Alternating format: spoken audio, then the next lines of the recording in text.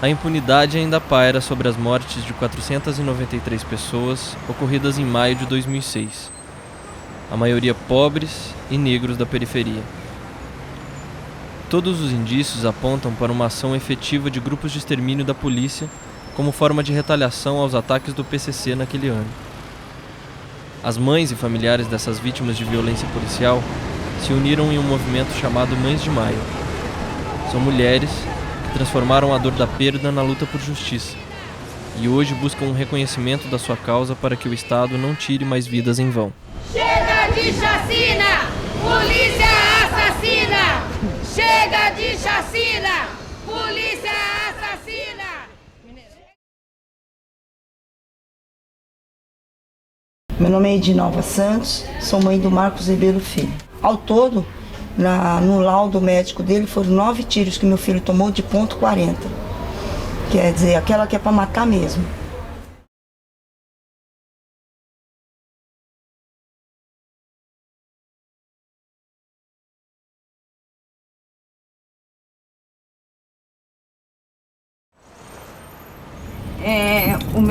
O meu filho morreu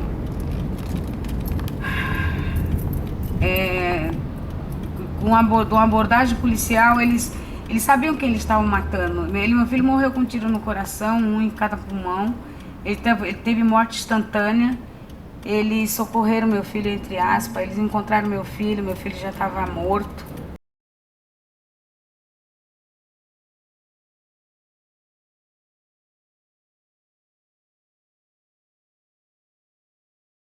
Dia 15 de maio de 2006. Ela ia ganhar a menina no dia 16.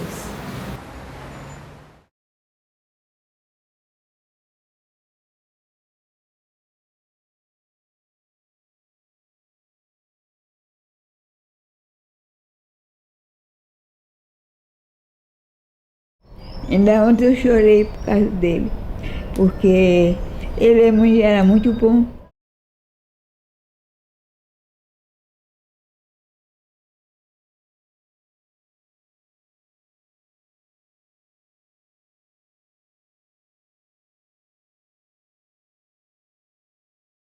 Eu vou morrer com isso, não tem como.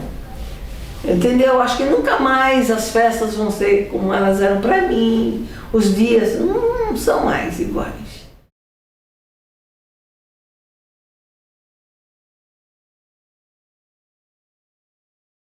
E tem dia que a saudade é tanta, que dá um desespero tão grande.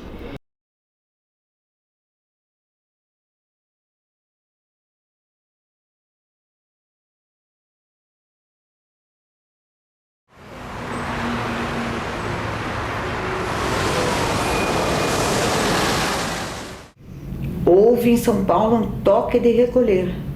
Os jornais mostraram no dia seguinte a Avenida Paulista sem uma pessoa às 8 da noite. Não se sabe como todo mundo ficou sabendo do tal toque de recolher e da onde vinha. As lojas, fábricas, escolas suspenderam aula, fecharam mais cedo, houve um congestionamento monstro em São Paulo às 4 da tarde. Não é? Quer dizer, olha, vai ter um toque de recolher. Quem for pego depois das 8 da noite na rua vai morrer. Que história que é essa? Da onde saiu isso? Porque esse toque que parou São Paulo, foi da polícia. Que a polícia não queria que a população ficasse na rua para não ver o que eles fizeram com nossos filhos. Depois tu vai cair na real e tu vai colocando as peças no baralho e tu vai vendo que tudo se encaixa. Foi o que eu fiz. Então aquele toque de recolher foi da polícia.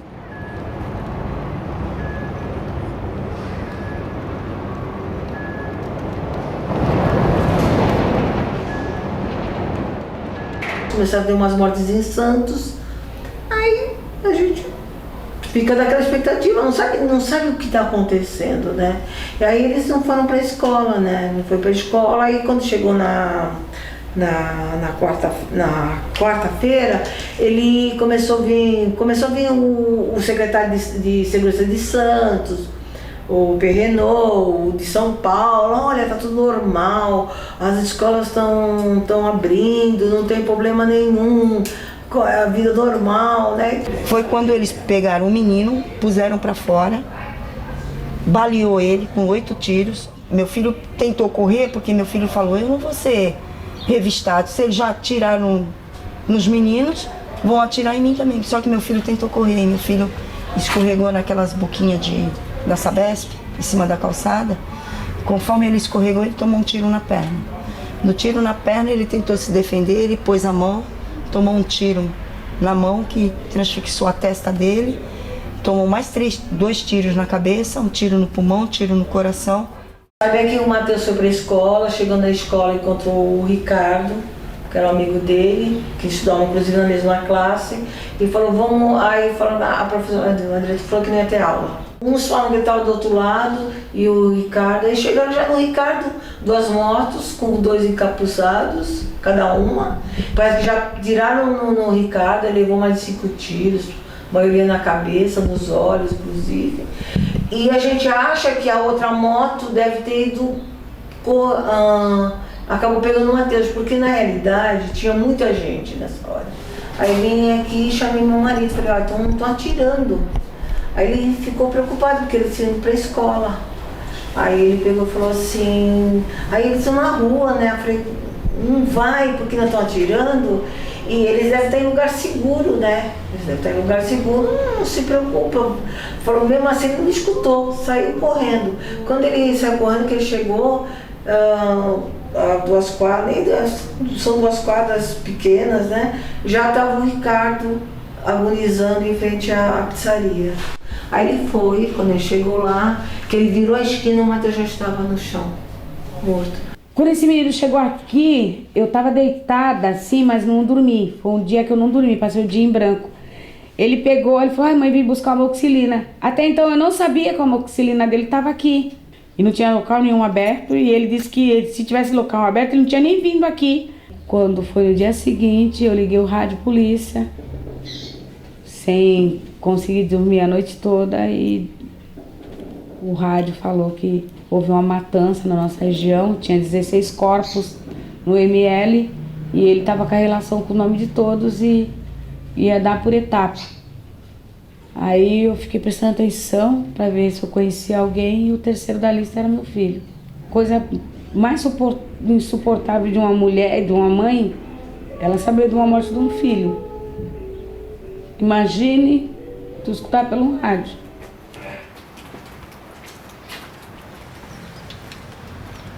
No dia do velório dele, um amigo começou a desfazer o quebra-cabeça. Um amigo dele disse que a moto dele, conforme ele ia subindo o morro, a moto dele acabou a gasolina. E ele voltou para trás. E foi no posto colocar gasolina, mas chegou no posto, o posto estava fechado, porque aqui o toque de recolher foi geral. E meu filho falou que ele ia comprar gasolina no morro, e foi na subida do morro que ele morreu. Entre os casos gravíssimos, eu destaco o da Ana Paula Santos, que tinha 20 anos, da Baixada Santista, estava grávida de 9 meses, a menininha na barriga dela ia chamar Bianca, e ela foi morta, ela e o marido, e a bebezinha recebeu tiros também foi morta, então também tem que ser considerada uma das vítimas. O Joey estava de folga, que ele trabalhava num restaurante na praia, ele estava de folga naquele dia. Quando foi umas 7 da noite, ela foi fazer a mamadeira da Ana Beatriz e não tinha leite. Aí eles saíram, foram na Seara. Aí eles foram, passaram aqui no bar da esquina para comprar uma coca, perguntaram se tinha leite, falaram que não tinha. Tinha um carro preto parado. Os 4 estavam dentro do bar. Saiu ela, o meu genro e mais um amigo deles. E o compadre deles, o rapaz que ia ser padrinho da Bianca. Aí eles saíram da porta do bar, os caras entraram no carro, os 4. Saíram atirando no Joey. Atiraram na perna dele, para ele não correr. Os outros correu, ela ficou com ele. Aí eles começaram a xingar, começaram a falar um monte, que não era para sair na rua. O cara tirou o revólver, colocou na cabeça dela e falou, simplesmente, ela estava grávida. E atirou.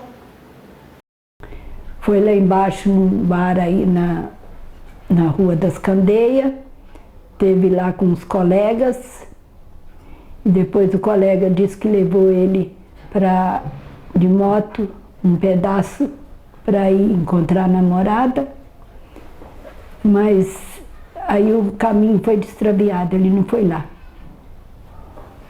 E aí a gente desconfia que nesse meio tempo a rota deve ter dado uma batida, um quadro nesse menino que estava com ele, e talvez ele assustado correu, e foi aí que talvez a polícia matou ele.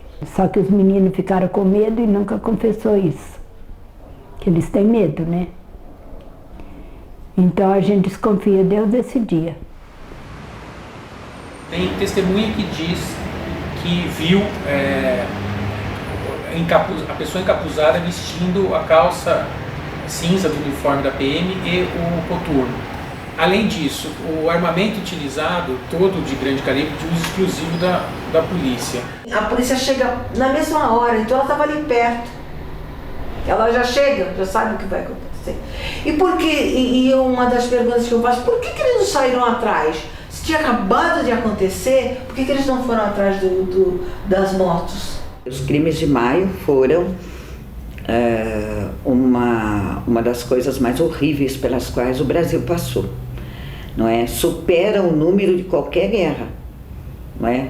Acho que só não supera da Segunda Guerra Mundial em uma semana, porque havia os campos de concentração, mas imediatamente estava ocorrendo o conflito no Iraque, a guerra do Iraque, e a gente viu que era um número muito menor. Os crimes de maio, a morte do meu filho, eu devo à corrupção do Estado.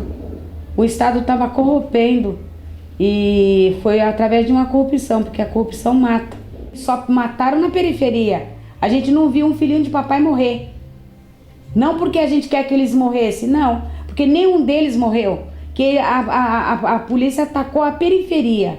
Por que atacou a periferia? Porque sabia que são pobres, são negros, que não têm acesso à justiça. E que não ia dar nada como não deu.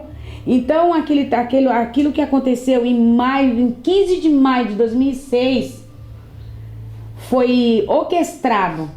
Eu diria que o Estado ele não estava bem preparado para coibir esses ataques que, segundo a imprensa e o que foi divulgado, teria começado com o crime organizado dentro das cadeias do estado de São Paulo, né?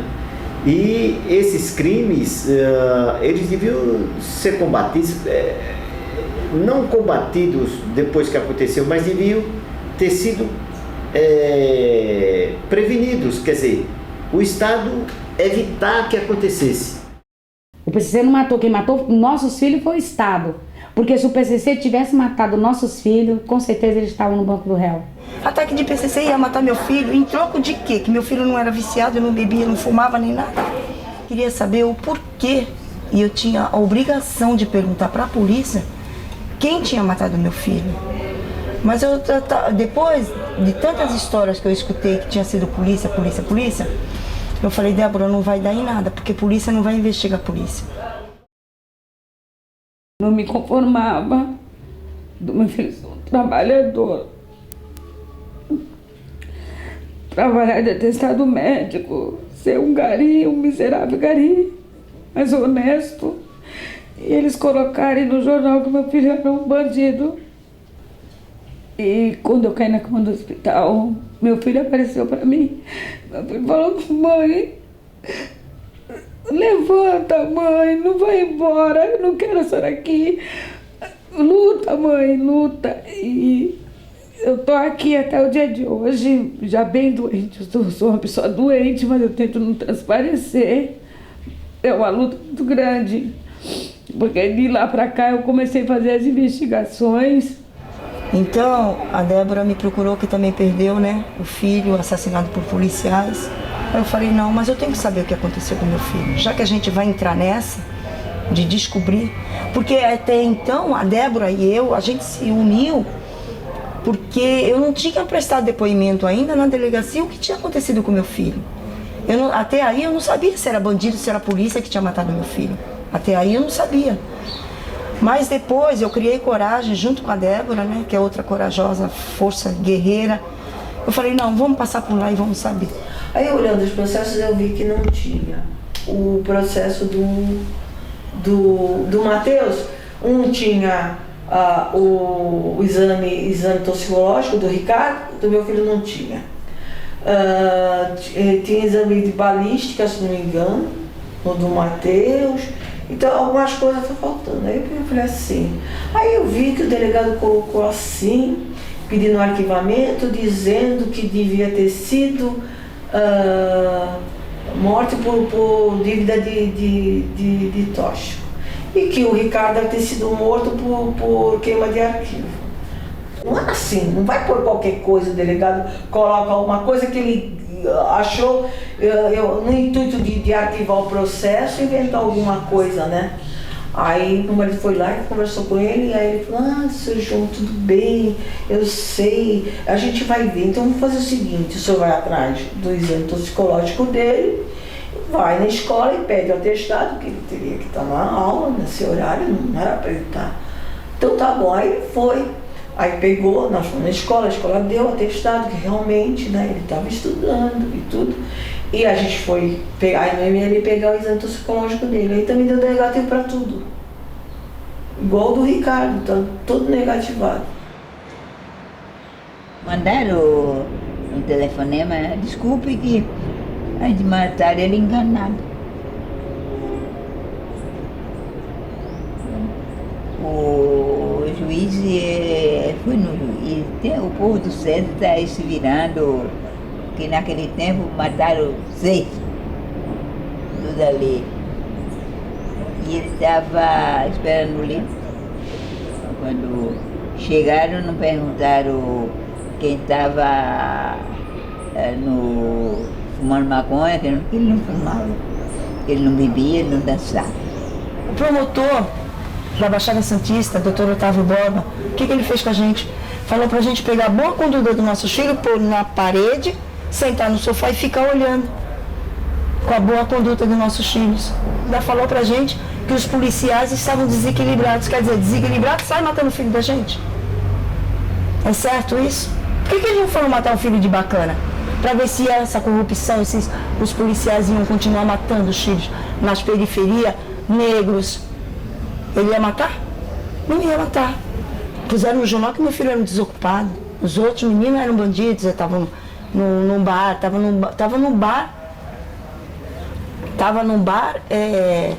cujo o bar era supostamente um ponto de tráfico. Fizeram tudo para desmoralizar o meu filho. Mas eu não vou deixar desmoralizar meu filho. Nós somos a cara do Brasil. A gente não tem justiça. As mães de maio não teve justiça ainda. As mães de maio não teve justiça. Então nós somos o problema para eles. Eles tentaram eliminar as mães de maio, jogando algumas delas no fundo da cadeia.